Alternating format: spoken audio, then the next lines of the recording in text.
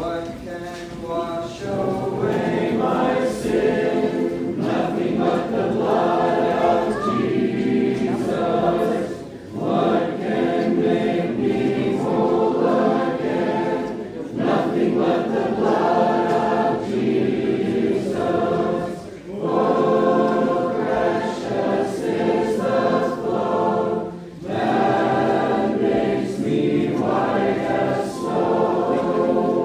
No other fount I know, nothing but the blood of Jesus.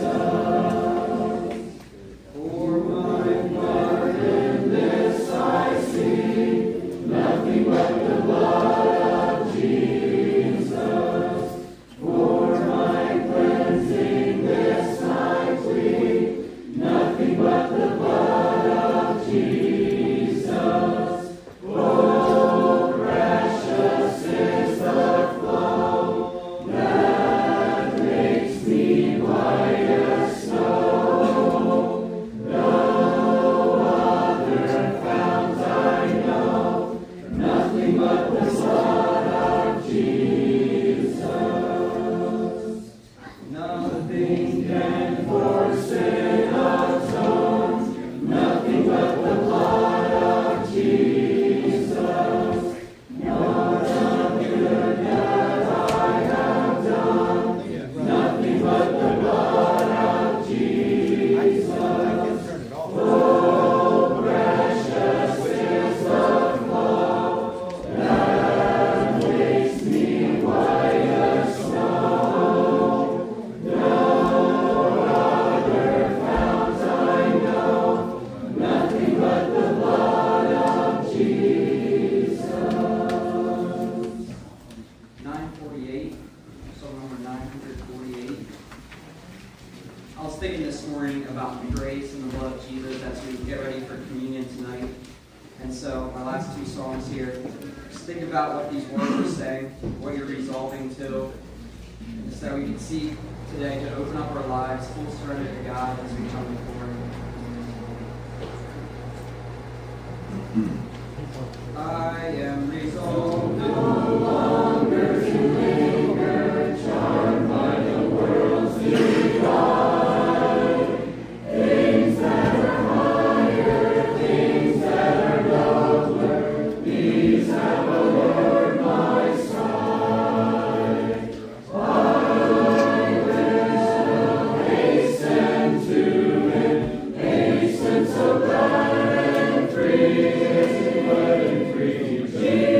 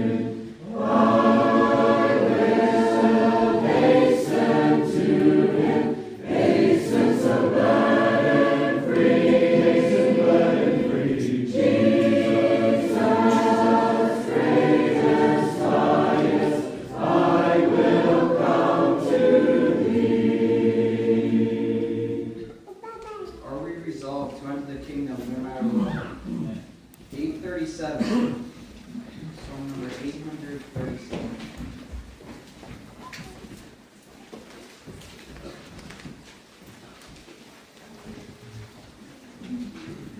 I need thee every hour, most gracious Lord.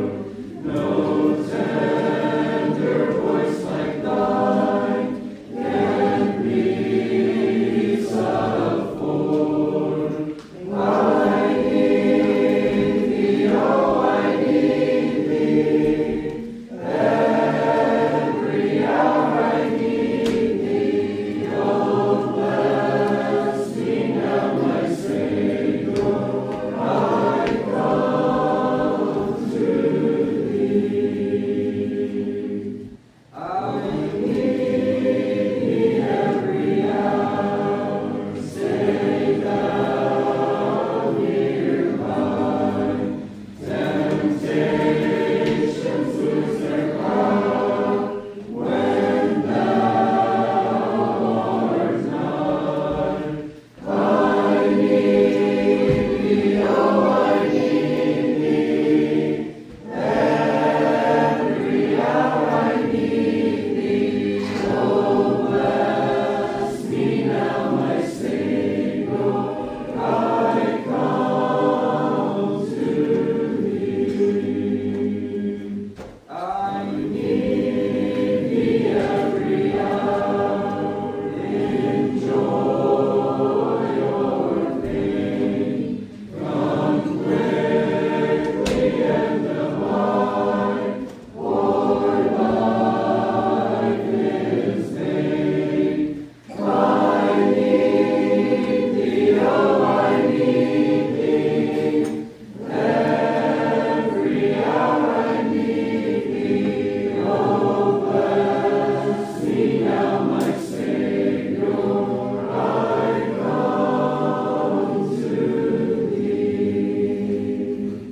I need thee every hour, most holy one. Oh, make me thine indeed, thou blessed Son.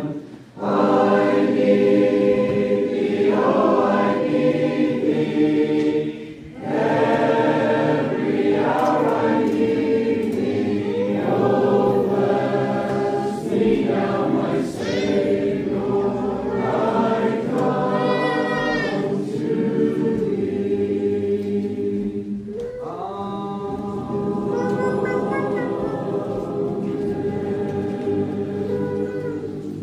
You may be seated.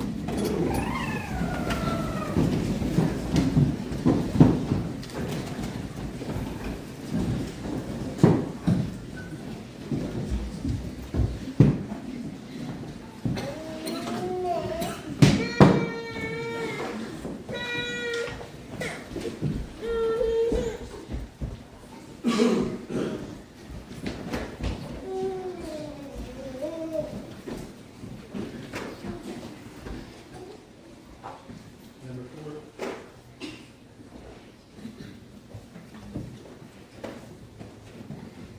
Okay. Good morning. Welcome to everyone. Special welcome to the visitors. Bear with us. We put some of the new sound system in yesterday, and we're still trying to figure out how to get it all to work. This morning, I welcome you to come and make yourself at home and worship with us. Brother Jason is going to share with us this morning before he comes up here. A verse that I've seen this week, a little bit hot. Proverbs chapter 9, verse 10. The beginning of wisdom is to fear the Lord, and acknowledging of the Holy One is understanding.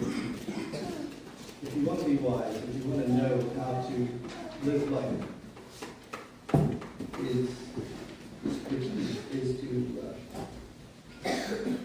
fear the Lord, to understand understand He is the one in control of life. And He is the one who knows how it works. He set it up for us. And He has the key to it, and He'll help us in understanding. Jason had suggested that I could read 2 verses out of Deuteronomy. Deuteronomy 6, verses 4 through 7. And I'm reading out of the New English Translation, if that makes any difference to you. Verse 4, listen, Israel, the Lord is our God, the Lord is the one. You must love the Lord your God with your whole mind, your whole being, and all your strength. These words I am commanding you today must be kept in mind, and you must teach them to your children and speak of them as you sit in your house, as you walk along the road, as you lie down, and as you get up.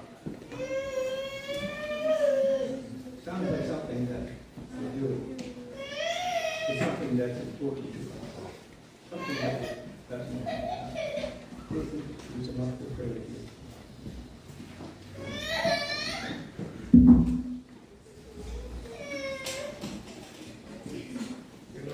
Come to this morning, thank you that we can gather here in your house. Thank you that you have the peace of life. You want to share it with us. As we speak to you, Jason, this morning, fill him with your spirit. Give him calmness to share what you have laid on his heart, with the encouragement of the family. We ask this in Jesus' name.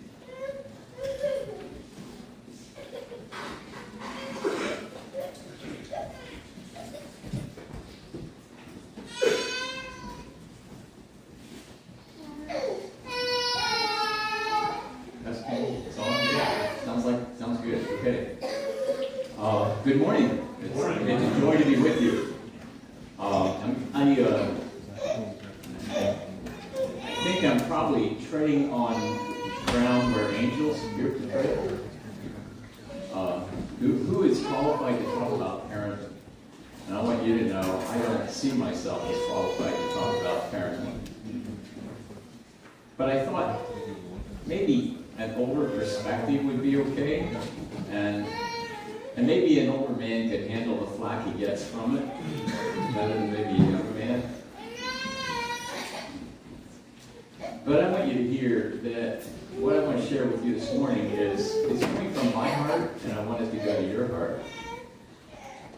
It's my heart, it's my thinking, and I don't want you to think or say that it's more than that. And it's okay to disagree with me. This is not absolute truths that I'm sharing with you. It's things it's principles that I think are very important. And so I call it intentional parenting because to me, parenting has to be intentional. If it's not, there's default parenting, and then nothing works very well. But my experience over the many years of working with hurting situations and hurting people, I end up seeing that what we're really dealing with is we're dealing with what took place in the home when they were growing up. And so what our children grow up with is going to influence their future and how they function in their world. And so let's begin. Okay? What would you think is the most important time in Jesus' life? You're going to hear just one brief slide that to me, many of you who have been here, you've seen this multiple times from me, but the reason is because I think it is one of the most important truths that's so foundational in life, not only for children but for adults. But what would you think was the most important time in Jesus' life? I know Wes and Heidi had a couple come and talk, and I don't remember their names, Heidi. That couple. Yes, and they brought up this verse, okay?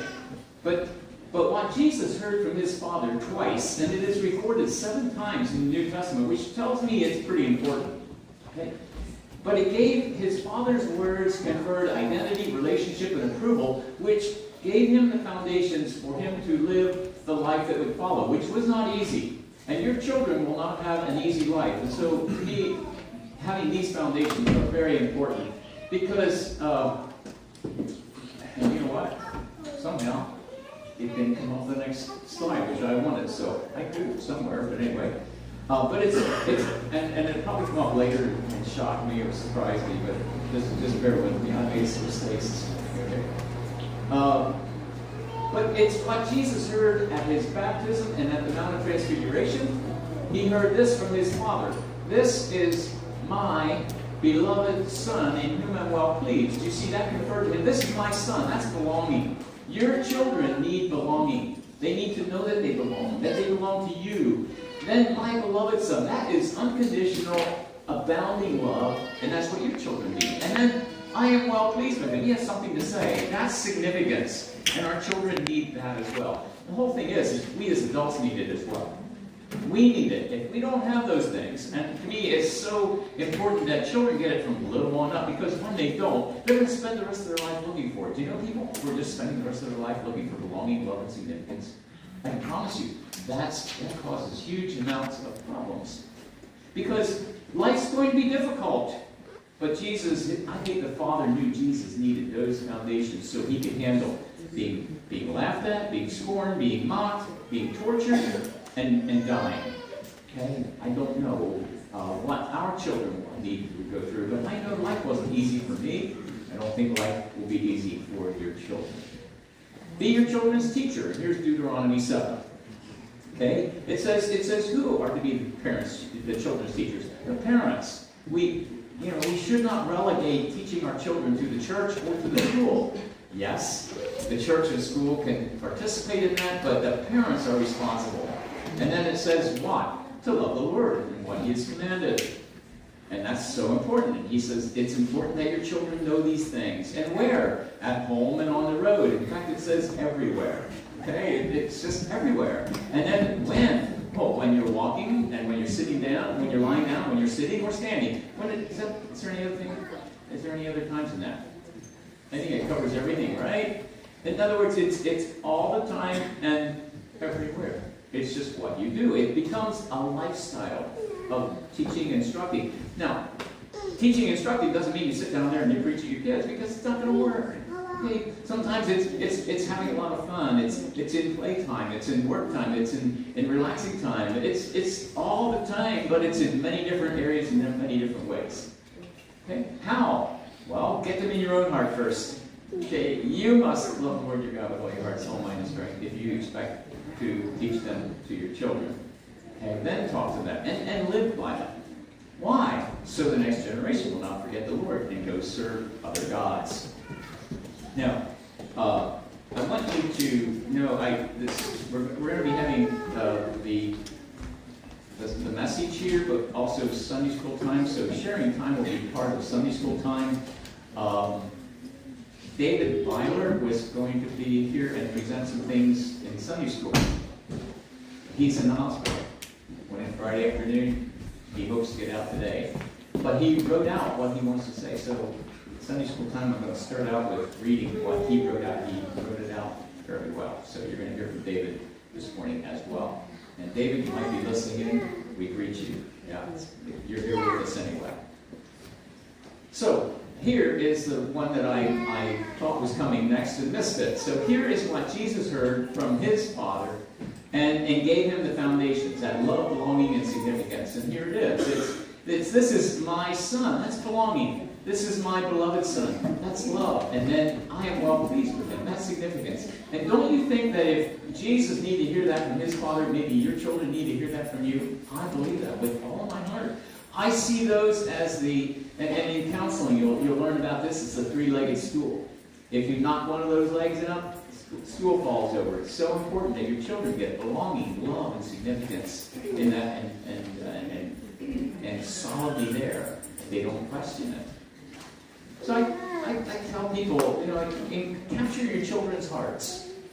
Right now, I'm working on that with my grandchildren. We just had our 2.5-year-old for 3 days, and the older two usually come on the weekend, but they were both sick yet, so we had a little one. And my goal is to capture her heart so that I can spend the rest of my grandpa years sharing things that are really important with her. I want her to be prepared for life. And I think my grandchildren know well that they are loved and they belong and their significance. I love telling them, I love you so much, and I'm so grateful that I can be your grandpa. And I'll never quit loving you. You can break my heart, but I won't quit loving you. Yeah, that's what I want them to hear. So here it is. It's I belong, I am loved, I am valued. And then discipline. Discipline is what proves belonging. Okay? And that produces security. Jesus, the scriptures tell us that whom a father loves, he disciplines. Okay? Because discipline proves belonging. You know that? How many of you discipline your neighbor children? How many of you want to discipline your We get that. You don't discipline them because they don't belong to you. So discipline proves belonging. But here's the whole thing. If you don't have belonging, love, and significance in place, then discipline is no longer discipline. Now it's punishment. And your children will react. And they won't handle it well. That's important for us to see that. This is so foundational. Okay? What's your goal in parenting? Raising adults who know God, yes, but who will function well in community. It's important that our children learn how to function well in community, because where do church problems come from? Where do marriage problems come from? Where do problems come from? It's because children grow up not learning how to function well in community. And that's so important, because community is relationships with their siblings, it's relationship with parents, it's school, it's church, it's marriage, it's job, it's work, it's everything. And so we want to raise children who can function well in community, because when that is not ingrained as children, now we're going to struggle. Well, just this morning, while I was sitting at my computer prepping for this, I got a text. And I can read it right out of the phone. It says, Jason, it's been a long time since I've connected with you. And you know what? No name, no nothing. He says, my wife left me. He says, could you help me figure out a way to win her back biblically? I didn't even know who it was. So I just said, I'm not sure who I'm talking to. And he said his name. I didn't recognize it. Maybe next week we can talk. But you see, right there is broken relationship. He's crying out for help because his wife. It's what happens is when you're not taught how to function well in relationships, you are going to damage the relationships you're in. That's only a logical sense. Okay? So, what is God's plan? Well, God's plan is men who love God to marry women who love God in exclusive covenant relationship, and raise happy children who repeat the plan for their generation. And this is supposed to be just ongoing. And that's why God says, teach it to your children. All the time, everywhere. Yeah. And so, in looking at this topic, I realize it's such a huge topic that we're only going to just barely scratch a little tiny bit of the surface. But I'm going to try and make some practical applications here that work. So, what does it mean? Well, intentional. It's to train. The word to train in the Hebrew culture meant building a relationship. Building a relationship. And how do you build a relationship? Well, you're investing time to learn from watching and interacting. That's what it means. It means to spend time with, to interact and watch and learn from your children, and your children to learn from you. But you aren't going to do this if you're not spending time with them. If there's a huge regret I have in my life, it's because I grew up with a fear of being poor, because we grew up poor, and I became a workaholic. And you will never regret working more. I mean, working less. You'll regret working more. Okay? Sorry, get backwards. Okay, but you will not regret spending more time with your children. It's so important. And this whole concept is not efficient by our culture's standards, but it's highly effective to spend time and interact. It's so important. So, to train a child in the way he should go. If you treat all your children the same, they're probably not going to turn out well. It says in the way they should go. We couldn't have birth children, so we had to adopt the children. Our son came at 10 weeks, our daughter at 3.5 years. All I can tell you is huge difference. Huge difference. There's no way we could have treated them the same. And the other thing is at 10 weeks, that's a whole lot different than coming at 3.5, because there's a lot of history in the background. But they had extremely different personalities. The one, my son, all you have to do is look at him and talk to him, and he responded. My daughter, I better be careful with my expressions on that, but buns of steel. Okay, never mind. It's just that you know, she needed a lot heavier hand, okay, and yet she needed totally to be cared for. And one of the reasons is she had shut down her emotions. She remembers being stuck in a closet with a can of ravioli with a spoon in it, and that was supper. What do you do with that? And she did not need harsh discipline from us. She needed to learn that she was loved, she belonged. It took her several years before she really realized that our home was going to be her home. Yeah, it's just huge. It's huge. So, you know, I'm just sharing some things that learn along the way. A teacher told me, a well-known teacher, and did a good job of teaching, and he says he was principal at school for years, and he said a trained child is a teachable child. A trained child is a teachable child. He said so many children came to school untrained, and so much energy on the behalf of the teacher would go into training so they could be taught. And that robbed time away from students who came trained to learn and be taught. And so it's so important for us to train our children so that they can function well in community. And school is a big one. That's what this teacher was referring to. Trained to hear and respond to a parent's voice. What do you think about that? Trained to hear and respond to a parent's voice. It's one of the things that we're dealing with right now is you know, we don't control our grandchildren's environment. We can only control ours, and so you end up seeing children who are trained to listen to a parent's voice, and you're seeing children who are have not learned how to respond to a parent's voice. But it's so important for you to teach your children to respond to a parent's voice. The lower, normal tone of voice. Okay, please. When you talk to your children, talk to them in a lower, normal tone of voice. You know, shouting is immature dominance. Okay? And it creates a tremendous amount of problems for the children. It creates insecurity. It creates a calloused heart.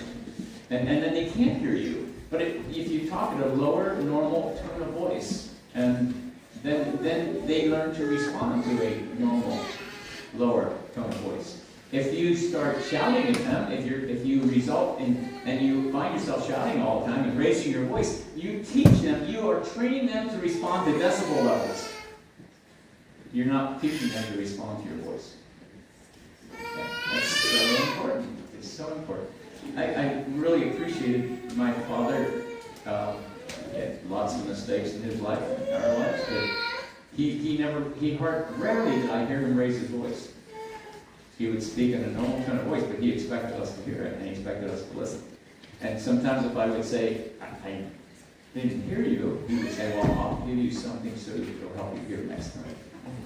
And that wasn't always quite the right way, I think, to handle it, because here, prompt response, and here's something really important. Make sure they heard you.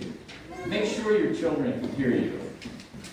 Wives, when you talk to your husbands, make sure they got out of the box that they were in, and they can move into hear my wife box, okay? But the same thing, I can hear my wife talking, and I might hear a word or two, but I don't know what she said. And then she might get upset because I go, well, what did you say? Well, she goes, why aren't you listening? Well, no, I was in my fix this box.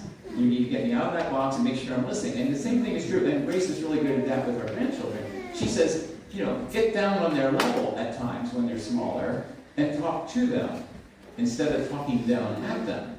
But make sure they heard you and don't discipline them for not responding promptly if they haven't heard you. But if you know they heard you, then it's okay to be disciplined so that they learn to respond promptly. That's so important. Their life might depend on that.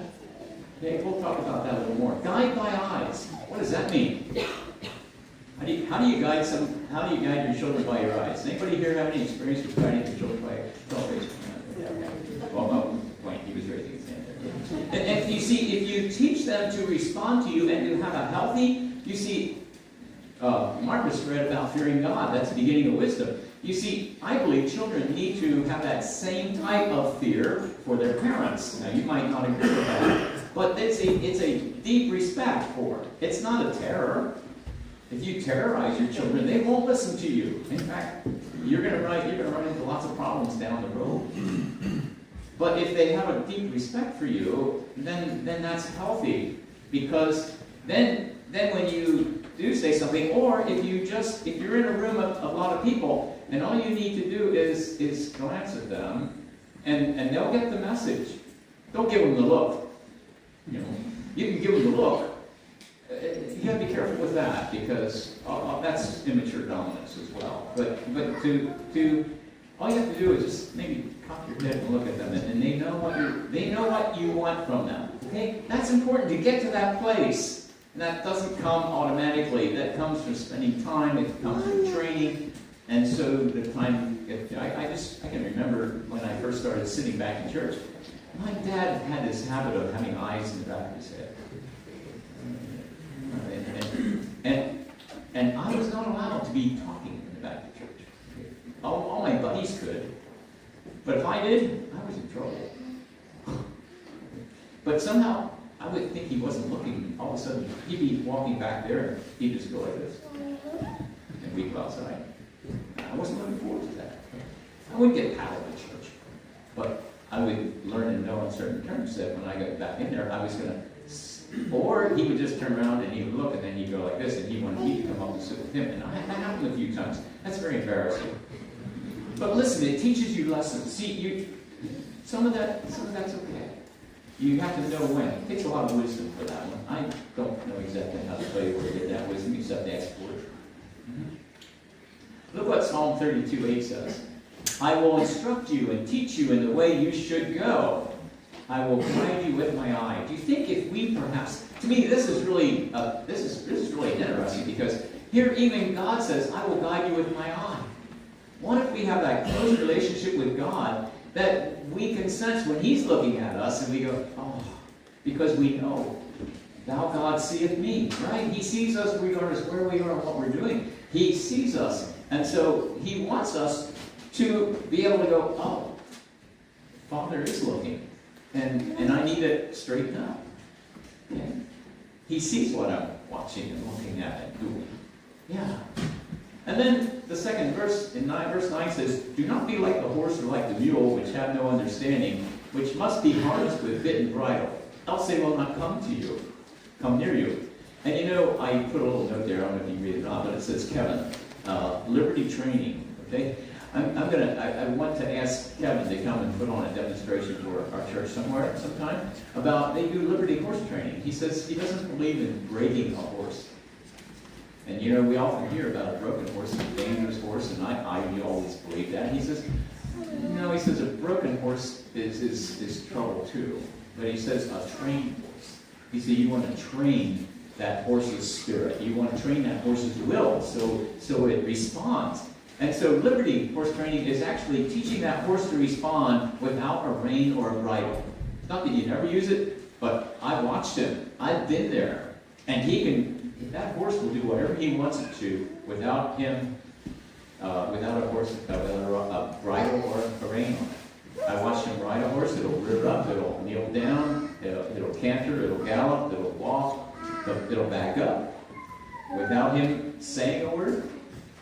And to me, I think he has some things that we need to learn, need to listen to, because he says, oh yeah, he says you gotta listen to what the horse is telling you. I think sometimes you have to, and I go, you listen to what a horse is telling you. Oh yeah, he says you listen to their body language, and it'll tell you lots about what they're going through and what they're experiencing. So he has some things that we need to learn from him. And I'm looking forward to that.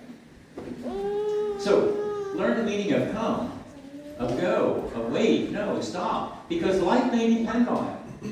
Okay, I was talking to David about this, and he remembers the time when they were coming out of the store, and Zahara went getting ready to bolt out across the driveway to the parking lot, across to the car, and traffic was going, and he just said, Zahara, stop, and she, boom, stopped. Okay, he has trained her to respond to what he says. You know, if you train your children for delayed response, it could cost them their life. It could cause lots of hurt, lots of problems. Do you ever, please, whatever you do, don't count. Tell your children to do something and then start counting. 1, 2. You're teaching them to respond to, you're training them for delayed response. No. That will cause lots of trouble later on. And they will not handle community well. They will not handle community well. They will not handle marriage well. They won't handle their friends well. It's so much. Okay, learn the meaning of those words. And it's your responsibility to train learning those meanings. Yeah, prompt response goes back to learning those meanings and then to respond promptly to them. Respect. Respect is so huge. Train your children to respect. Don't allow mockery. Don't allow your children to put other people down. Don't allow them to make fun of other people. But I got a question. Do you think you can teach them if you do these things? Okay. You should not be mocking people, nor putting people down, nor making fun of people. Because if you do, your children won't get it if you try and train them. No, we model it. We must model it, brothers, sisters. Not to be modeled. Hey, respect oneself. We need to teach our children, train our children to respect themselves. Because God made them in His image. And that's just a principle that covers all relationships. So we don't mock God, we don't put Him down, and we don't make fun of Him, nor do we do it to other people, His image. That's why He says, don't take people's lives, because they're created in my image. Okay? Celebrate their gender. Okay? And understand that they're unique, that no one else is like them. And you could make them proud that way, but you don't want to do that. You just want to teach them that God made you specifically, just the way you are. And He did it for a plan and a purpose, because you will fill a role in God's kingdom that no one else can fill, because God made you uniquely you. Okay? And celebrate gender. We know in our world today there's so much gender confusion, which is horrible, because children need to embrace their gender. No, God made them male, God made them female, and that's a beauty. That's a beautiful thing. And we need to teach them that and train them that that's something to be celebrated. And siblings, teach your children to get along with siblings. I have papers here and I got way too much. Phil Squires is a pediatrician. He's written a lot of stuff. He says, a child behaves well because he wants to please his parents, not to avoid pain or receive a reward. An experience has shown me that attachment approach brings him closer to you and increases his desire to please you, while a behavior approach increases his defiance and resistance.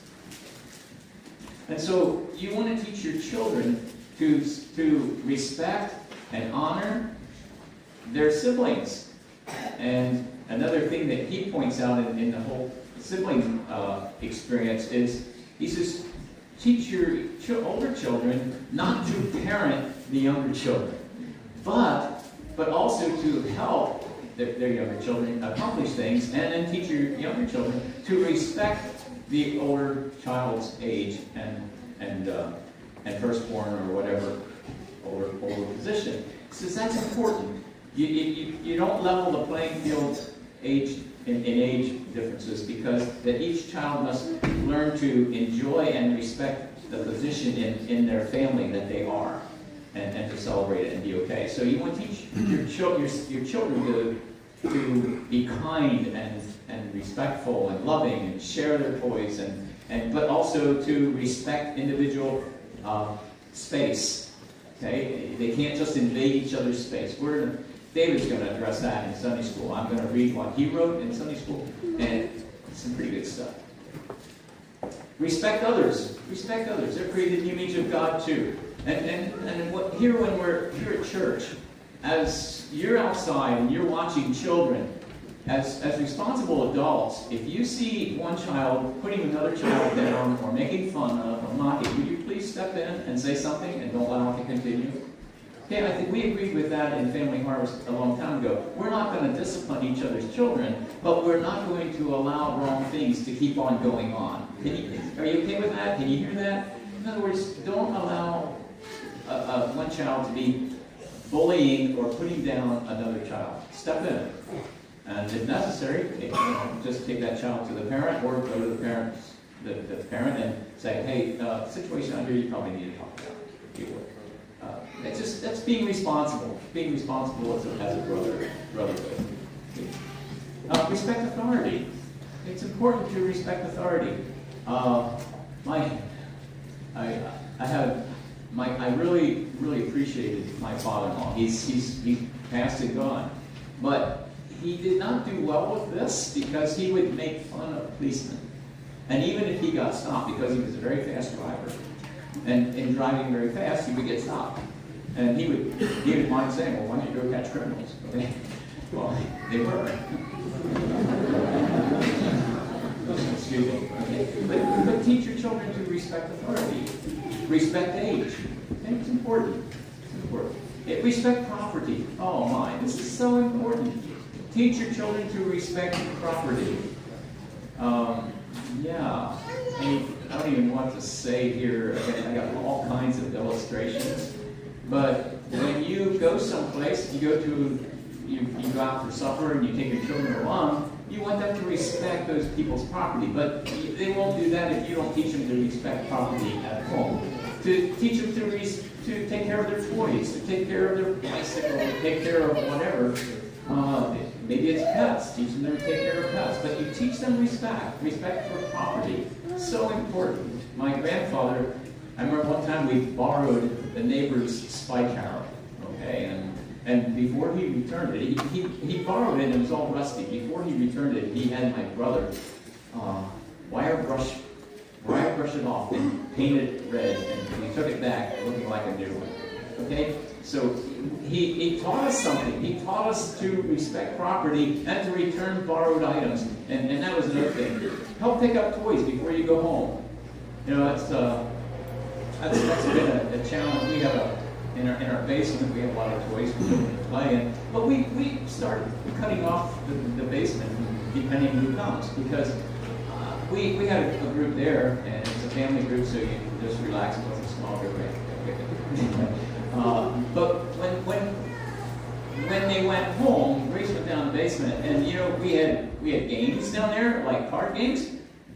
Cards were everywhere, of many games. Toys were everywhere. Okay, would you please take seriously making sure that before you leave, you make sure that your children pick up the toys, and you can help them pick up those toys. But when you leave, you shouldn't leave the place in a disaster. Okay? That's being responsible. That's teaching your children to respect property. And they took a long time to pick up all those games and sort out which one went to Uno and which one went to Spot It, and you name it. Okay, you got it. And help pick up toys before you go home. Teach your children respect. This is just common sense. Return borrowed items. You know, I got to the place, and the scriptures say that somebody asks of you, loan it to them, right? Okay. Well, I'm a little more cautious with that now. Now I want to know who the person is, and I want to make sure that they know how to take care of stuff. Maybe I shouldn't be that way. But I loaned my tractor to a good friend of mine, and it came back battered and beat up. And I just decided, next time I will say, hey, tell me what you want done. I'll come with my tractor. I'll help you get the job done. You're not going to be on it. I'm sorry. That's just the way it is, because I value that. It costs me a lot of money. I want to protect it. So if you ask me to use your tractor, I'll come do the work for you, maybe. Okay. You check. Okay. But don't ask me to borrow it, because I probably won't loan it to you. Some things, it depends who you are. I'm sorry. If I think that you will respect it and honor it and take care of it, I'm fine with it. But if I don't think you will, I'll come and do it for you. So, yeah, if you want to see what I think of you, ask me to borrow it. I'm in trouble. Oh, dear. But return it as good or better than when you received it. I told you you don't have to agree with me. To me, these are just common sense things so that your children will grow up to function well in community. And this is where our children need to learn to function well in community. Well, I could just stand here and give you illustration after illustration after illustration. Some things that are happening in our life right now this week and next week. It's just amazing. Broken relationships. And we got a wedding coming up. And wow, some people can't be invited because this person's going to be invited. And they go, oh, no. It's because people were not trained. The children were not trained. They grew up and they're not functioning well in their own communities. How about teaching your children to greet, when you go away and greet your people with a handshake and a please and thank you and you're welcome. Okay? Just common sense. How about table manners? If we were sitting at the table and there were only 5 of us, but if the potatoes were down the other end and I would say, pass the potatoes, they wouldn't come. The potatoes would not get to my place because I had to say, pass the potatoes, please. And my father insisted on that. And you know what it did? It taught us politeness. It taught us manners. And you go, oh, that's silly. No, I don't think it is silly. I think it's how you train your children. What if you train them to say please before they get something and say thank you after they receive it? I didn't have to say thank you after the potatoes got there. But other things, we need to teach our children manners. To me, table time, meal times should be enjoyable, fun times. I really tried to make our family meal times fun, and yet I insisted on manners too. So I followed through with my dad. If you ask for something, say please at the end, or you probably won't get it. Respectful titles. Now, I don't know what you want to do with this, but growing up in our home, if it was an older person, we were not allowed to call older brothers and sisters in the church by their first names. Everybody else could. All my friends did. They would call the deacon George and the pastor, preacher Jimmy or whatever. But I always had to say brother Jimmy. I'm not telling you that. I think that's sort of passé today. Maybe it's gone. But I still want my children to respect those people. And in fact, my father would have us call some of those older people uncles and aunts, even if they weren't. Uncle Jimmy and Amy. Yeah, it's what we did. Yeah. And I looking back on that, I respect that. Opening doors. How about teaching your children to open doors? Fathers, teach your sons to open doors for their mother and for their sisters, and even for their younger siblings. I never forget. There was this dating couple, and this goes back 50 years. Okay, I know. But there was this dating couple, and we were at church, and I saw this dating couple coming up the walk. And when they got to the door of the church, he opened the door and went in, and she followed him. And I go, oh my. And I go, that was not okay. But you know what? He's the man that was mocking another man because he was put in a deacon's office, and in the deacon's office, he was mocking one of the other ministers in a business meeting because he had never been taught manners at home. He had never been taught respect at home. That's not okay. He created lots of problems within the church because he was not taught manners and respect and how to handle life, and so he didn't do it well, and he wasn't doing it well in community. Isn't it something so simple can have such lasting impact on the future?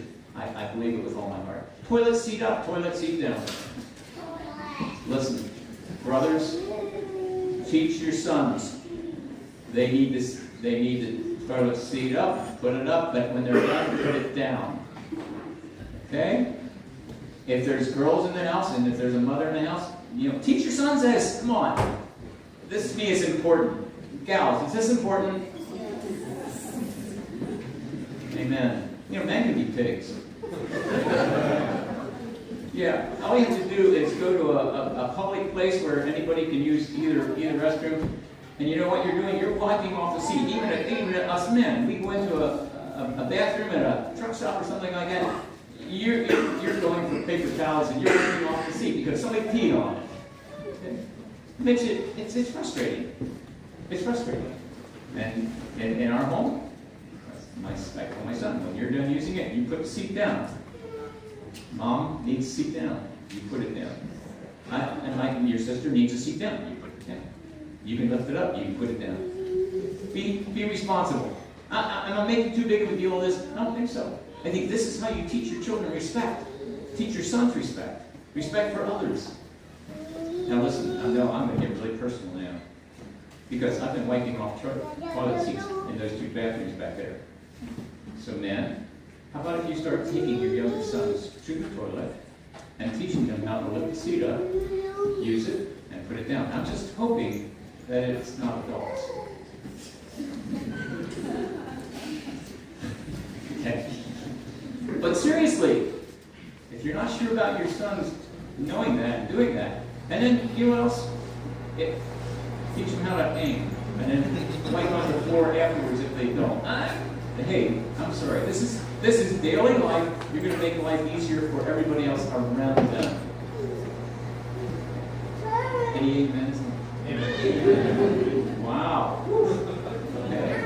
I know. It's just now we quit preaching. We're meddling, right? I know, but hey, it's time for Sunday school. Now we'll begin with some sharing time afterwards, or I'm going to Marcus, I'll let you handle how you care to. But after that, if we get started, I want it to be open time, but I'm going to be reading what David had to share. He was going to be here, and he's going to be sharing it because he has a lot of life experience to share for us. And I really appreciated what he had to say. There's so much more, and I have scads more. I've blocked out so many slides this morning. And this after in Sunday school, we're going to talk about protecting our children, and so it's going to be pretty direct. So we'll see where that goes. Okay, all right. Marcus, blessings.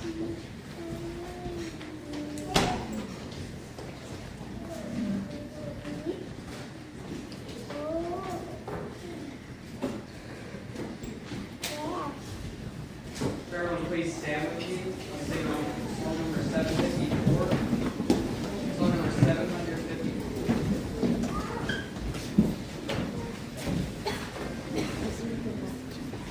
Faith of our brother.